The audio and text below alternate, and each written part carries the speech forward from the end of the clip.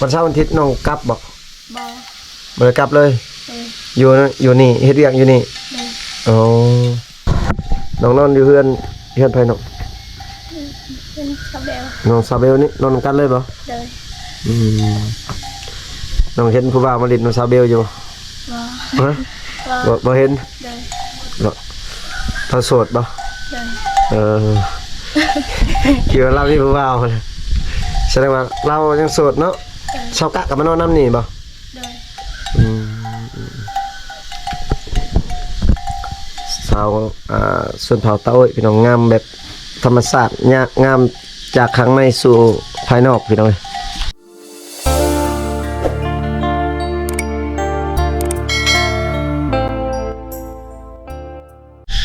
สบายดีFC ฝั่งลาวฝั่งไทยนะพี่น้องยินดีต้อนรับ FC เข้าสู่ช่องบ่าวผู้ไทยบ้านนาชาแนลคือเก่าพี่น้องเนาะมื้อนี้บ่าวผู้ไทยมาหาซาเบลแล้วก็น้องๆเพิ่นเนาะตอนนี้บ่าวผู้ไทยมาหาน้องๆเพิ่นเนาะไปติดตามชมกันนะพี่น้องเนาะเพราะว่าตอนนี้น้องเพิ่นกำลังเฮ็ดแกงหน่อไม้สู่ทีมงานกินนะพี่น้องเนาะมาแกงหน่อไม้นี่พี่น้องน้องเพิ่นเอาแกงหน่อมากินแกงหน่อไม้ซาเบลกับสาวนานกันเอาเนาะแกงหน่อเอาเราคิดว่าน้องนั่นกับทีมงานกันเนาะกำลังกินข้าวพี่น้องเดี๋ยวจะลองกินนะพี่น้อง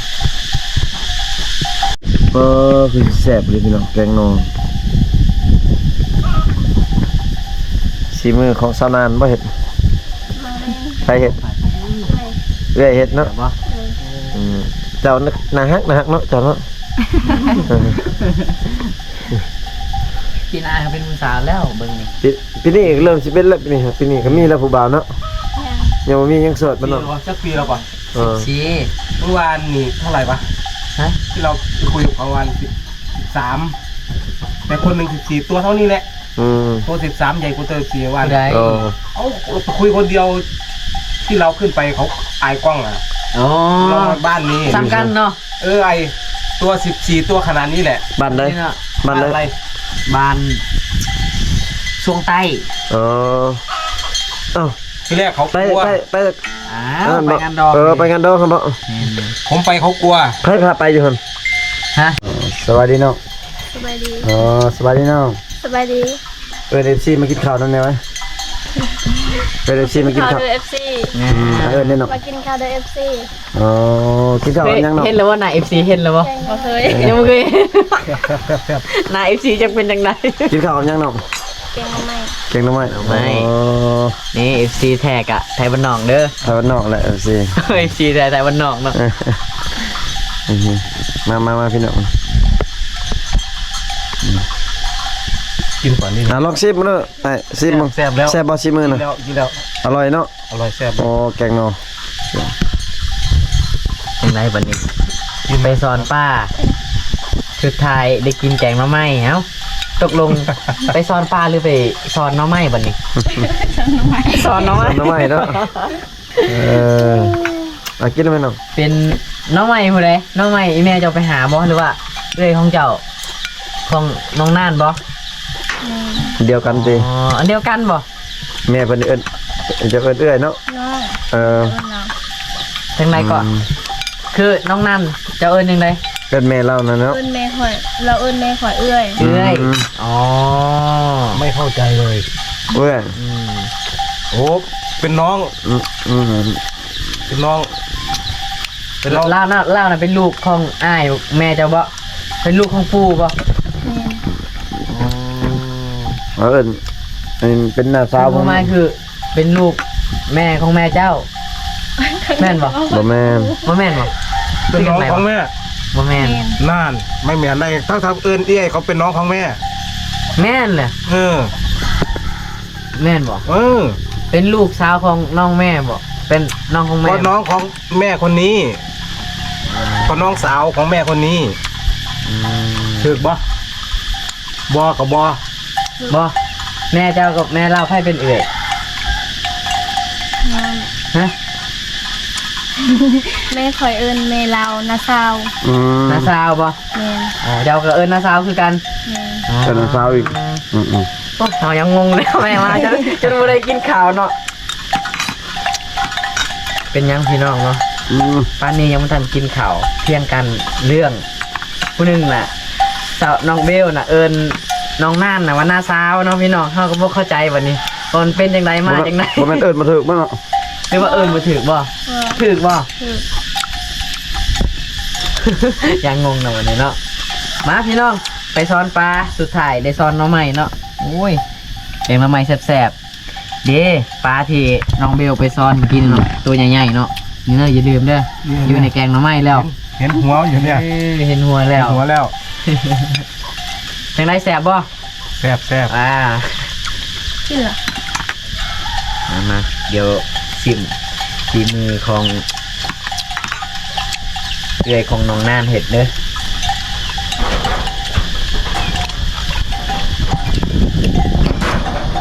แซ่บจังบ่เนาะแซ่บเนาะ เดิน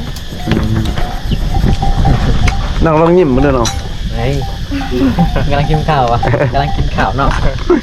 ยิ้มบ่ออกบอกว่าบ่ได้ได้ป่ะ แบบยิ้มงามเลยเนาะคือกันกับน้องเบล ล เนาะ องหลับตายิ้มดูดิ มาพี่น้องกินข้าวกับน้องๆคนเด้อนี่เป็นแกงหน่อไม้แซ่บๆเนาะ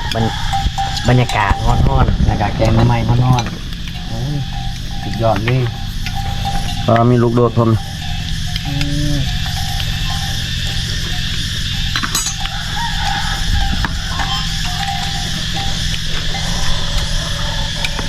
หน่อไม้ออกดีกันน้องฟัง แซ่บเนาะกินกันมา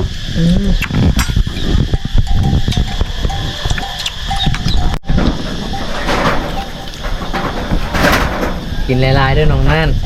จังสิยายไปข้าวไว้ ใหญ่ไว้เด้อสิได้มีผู้บ่าวมาล้ม พอดีและอยู่ในนี่นะต่อไปนะที่มีสาวงามอยู่ในหมู่บ้านปะตุ้ยเนาะสี่หลังคาเฮือนสิได้มีผู้สาวงามประจำหมู่บ้านมี2 คนแล้วบัดนี้เนาะ 3 คนผู้นึงไปกด 3 มัน คนผู้หนึงไปใส่ละจ้าน กดมัน ไปกดมันแล้ว โอ้มี3 คนเนาะคนขี้รักก็อยู่นี่เนาะ เบิ่งเอาเองเด้อว่าผู้ใดเป็นคนขี้รักเนาะคือสิตื่นโตเนาะ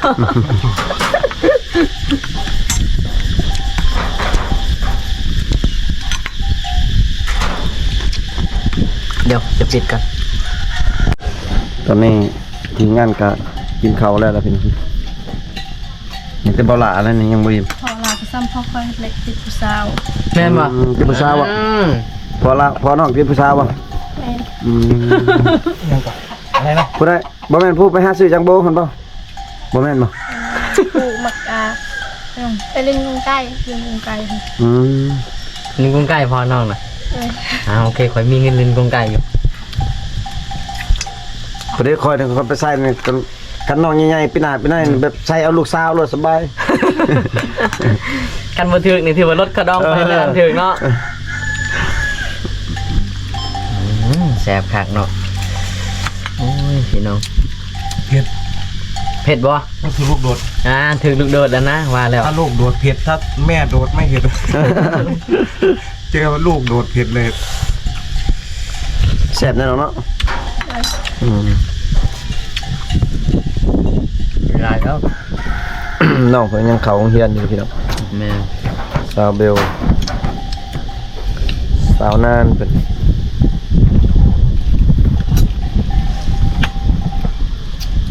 น้องเข้ากองจักเทื่อเลยมีคนมาถ่ายจักเทื่อแล้วน้องฮะ ยังบ่เคยเนาะ เคยเข้ากองผู้ใดเอาบุญตาคนเดียว เลย เป็นครั้งแรกบ่เข้ากองอ๋ออันนี้เป็นครั้งที่2แล้วแมันบ่ เลย แต่น้องเพิ่นเข้ากองดีนะพี่น้อง เขากล้องดี แต่เพิ่น ขนาดนี้ ปากว่า เขาวิ่งหนีเนี่ย วิ่ง เพราะว่าไอ้เคยไปถ่ายไล่มองบางคนก็ยากคือน้องแบบเฮียนห้องอันใดมอซองแล้วเนาะน้องกับฮู้จักแล้วมาสิบ่อ้ายดอก น้องเบลตอนเข้ากองครั้งแรกย่านบ่บ่ได้ย่านเนาะ ไม่อยากเลย ผู้ใดมาถ่ายก่อน ไม่อยากเลย คุณตา บุญตา ยันทำไมไม่ใช่ปักเข็มเอาเข็มปัก เราเสร็จ5เจ้าแล้วบ่ ตอนนั้นบ่เราเจอคอยไปตักน้ เจอเจ้าไปตักน้ำ เจอละทายเลย เจอละทายเลย แล้วเฮาได้พ่อกันอยู่ไสเฮาน่ะ พอกันอยู่นี่พอกันอยู่นี่เนาะ ำ พ่อกันมื้อนี้เนาะหากันฮู้จักมื้อนี้แหละ อืม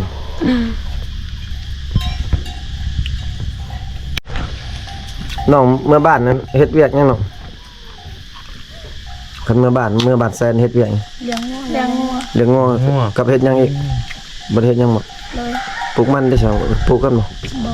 บ่ บ่ได้เฮ็ดสวนมันบ่มีไผสิเลี้ยงน้อง อ้าวบ่มีผู้เลี้ยงน้อง เป็นลูกกกเลย ลูกผู้เดียว น้องยังน้อย น้อง 4คน น้อง4คนพุ่น ผู้ชาย ผู้ชายเบิดอ๋อตัว4คน ของแท้เนี่ย แต่ว่าน้องยังน้อยๆเนาะยังเฮียนอยู่ยากเนาะน้องเนาะ เป็นลูกสาวเดียว เป็นลูกกกทำเนาะแต่ด้านเป็นคนงามทำอีกเนาะ อือฮึ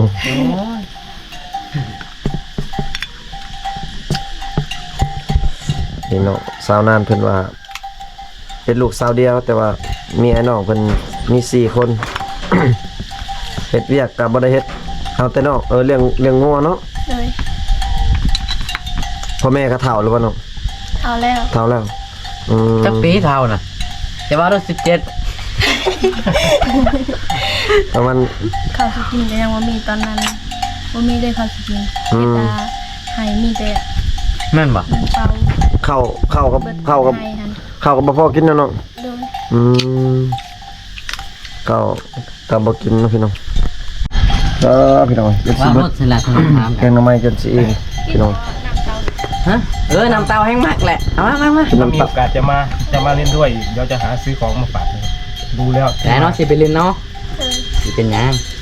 ไปเล่นไปถ่ายคลิปนำพอแต่บ่ปบกล้องก็พอแล้วถ้าบ่เข้ากล้องได้ก็โอเคแล้ว ไม่ต้องกลัวไม่มีใครกินอยู่นี่ อืม มีแต่คนกันเอง น้องนะฮะพี่น้องยังน้อยอยู่น้องกันนะวันปีหน้านี่ก็โอ้ยเป็นสาวเต็มเลยปีหน้านี่ทีมงานนี่ว่าสาวมันซะอีกงามเถอะ ถ้ากลับมาปีหน้าต้องให้โตกว่านี้นะ ไม่ใช่ตัวเก่านะ เออ ต้องให้ตัวโตกว่านี้อีก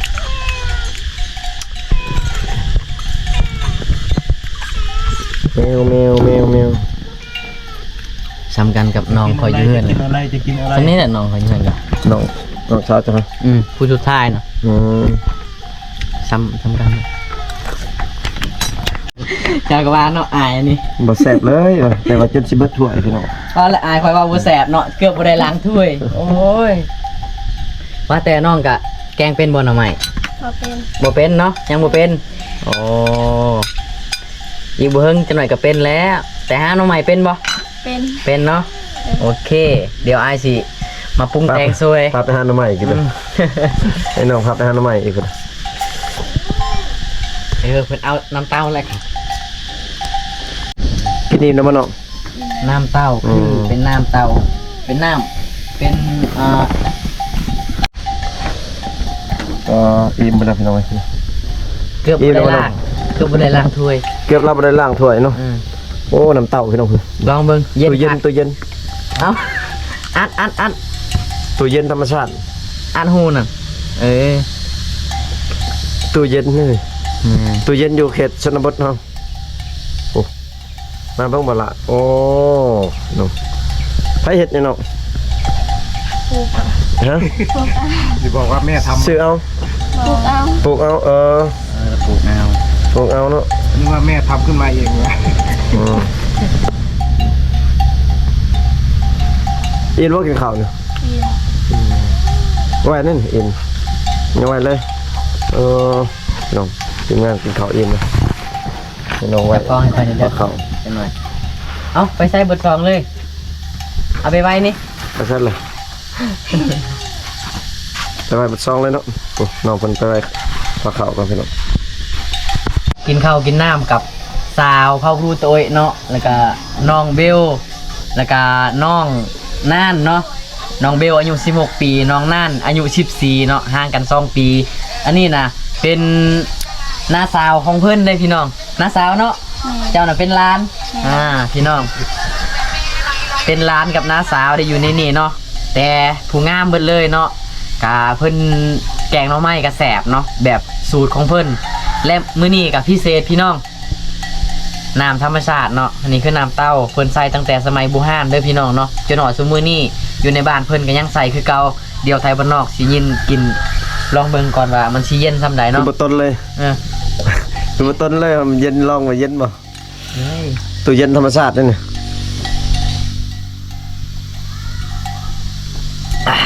กินแล้วเย็นแล้วก็บ่มีวันเฒ่าเนาะรอตลอดกาลเฮ้ย รอตลอดเลยโอ้ คน โห เห็นนี่ บางไทยจะลองกินบางน้ำกินแล้วรอ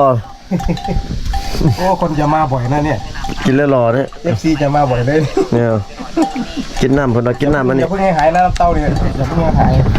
โอ้เย็นดีพี่น้องเอ้ยเดี๋ยวบางไทยสิลองกินมัน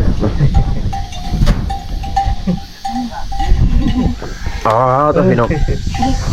เย็นคักเลยพี่น้องเอ้ย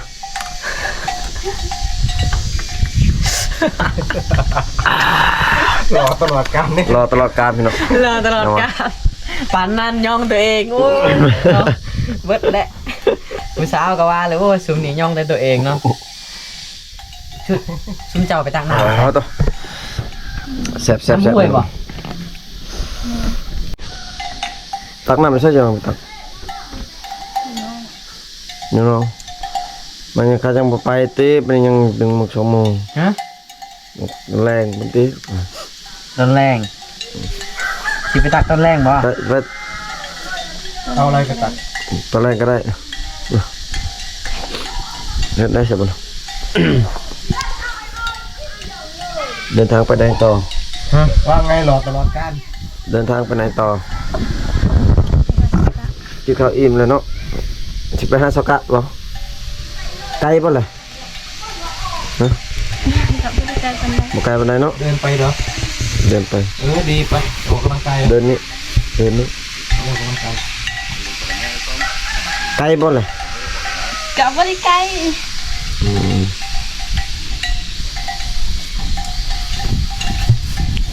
กินข้าวอิ่มแล้วก็นั่งลมกันพี่น้องเบิ่งเวียก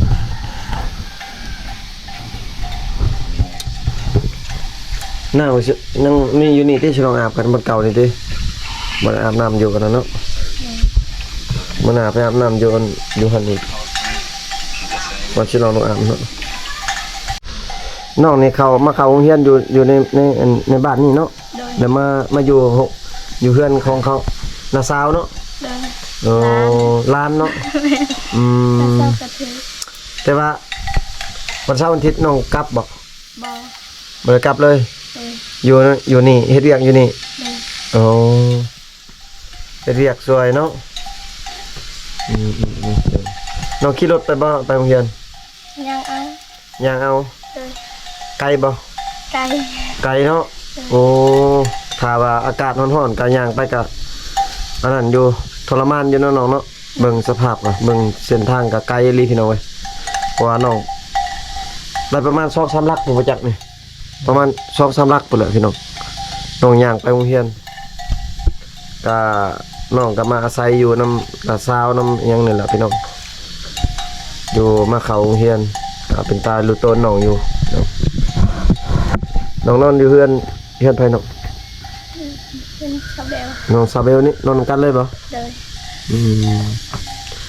น้องเห็นผู้บ่าวมาเลินน้องซาเบลอยู่ บอ ฮะ บอ บ่เห็น โดย บ่เธอโสดบ่ โดย เออ คิดว่าเรามีผู้บ่าวเลยแสดงว่าเรายังโสดเนาะชาวกะกับมานอนน้ำนี่บ่ โดย อืมสาวส่วนเผาเต้าเอ้ยพี่น้องงามแบบธรรมชาติงามจากข้างในสู่ภายนอกพี่น้องเอ้ยงามแต่จิตใจพุ่นล่ะพี่น้องเอามาอยู่บ้านของน้องนี่อันมีหน้าบ่เฮ็ดหน้าบ่ เห็ดหน้า เฮ็ดหน้า โดย กับเฮ็ดให้อืมแต่ว่าข้าวนี่บ่พอกินบ่เนาะ โดย โอ้เฮ็ดให้เฮ็ดหน้าแต่ว่ายังบ่พอกินเนาะไก่บ่เฮ็ดให้ไก่มาอยู่ฟูบ่ อยู่โค ปีหนึ่งได้จักสอบเนาะได้บ่ประมาณ10สอบ บ่ได้ บ่ได้ซ้ เลย นกกินหมดก่อนนะอยู่บ้านนกเยอะนกกินหมดก่อนนกอยู่บ้าน นกกินข้าวบ่แพ้นกบ่แพ้หนูกินก่อนเนาะ อยู่บ้านมีแต่นก อ๋อ อันตลอดคือนี่แม่นสิตอบอ่ะ พี่น้องช่วงนี้บ่ได้เฮ็ดหยังบ่งนี่บ่ บ่ บ่ได้เฮ็ดหยังบ่งนึง แม่น คิดว่าเฮ็ดหยังบ่งสิเอาทีมงานนี่ไปช่วยขูดหยังบ่งตอนนั้นช่วงเวลาว่างๆนี่ ทำอะไรกัน นี่ เด้หยังบ่ง ฮะ นี่ นี่หยังบ่งยางตัวนี้แหละตัวนี้ตัวอันอ้ายว่าอันไม้หยังครับ โอ้ นี่แหละนี่ต้นไม้นี่แหละ เราก็อุ้ยทำไมปลูกเยอะอย่างนี้เราก็ยังงงอยู่นะ ปลูกคาย ปลูกงาน มันเป็นไม้หอมหรือไม้อะไร ไม่ยางบงซื้อเวียดซื้อแล้วเขาไป ผิ เฮ็ ว ด เป็นยางเนาะ แม่น ทำยาเลย ทำเฮ็ดยางเป็นเฮ็ดเกิบเฮ็ดหยังนี่แหละ โอ้ ทำเป็นเกิบที่เราใส่นั่นแหละ